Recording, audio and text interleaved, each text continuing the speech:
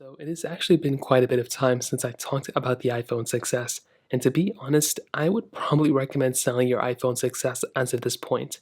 Now, I will tell you with the next iPhones coming out, this is probably why it makes a lot more sense to get rid of this iPhone right now than to keep it for, many more months to come.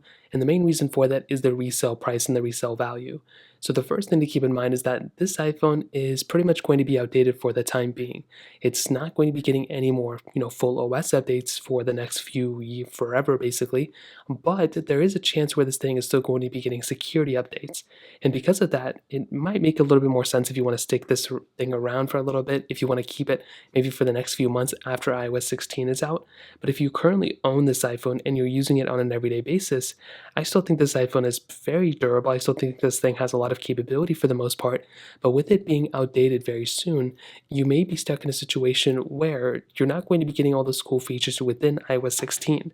Now, iOS 16 brings a ton of cool features that I'm a humongous fan of, and I can't wait for these things to actually fully come out for everybody.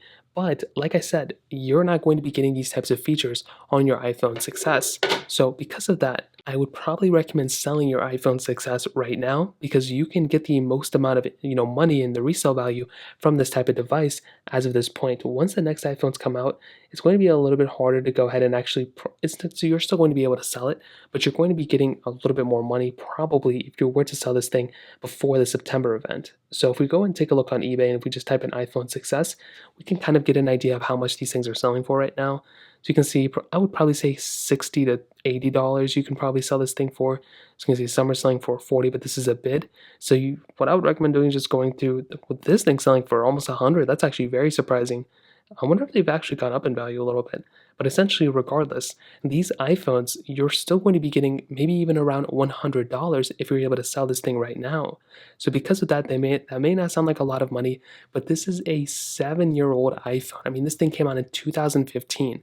And for you to still even buy this thing, I mean, I bought this thing, I think, back in 2017 or 2018 for probably $80. And the fact that it's still roughly around that price tag is still pretty insane. Maybe I spent 100 or 110 on it, but it hasn't really depreciated that much in price tag because this thing has been supported for those many years. Now the fact that this thing is now going to be supported, for the time being, you're going to be in a situation where you're going to own an iPhone where it's not going to be supported and the trade-in values is going to be pretty much next to nothing, probably in the next few years.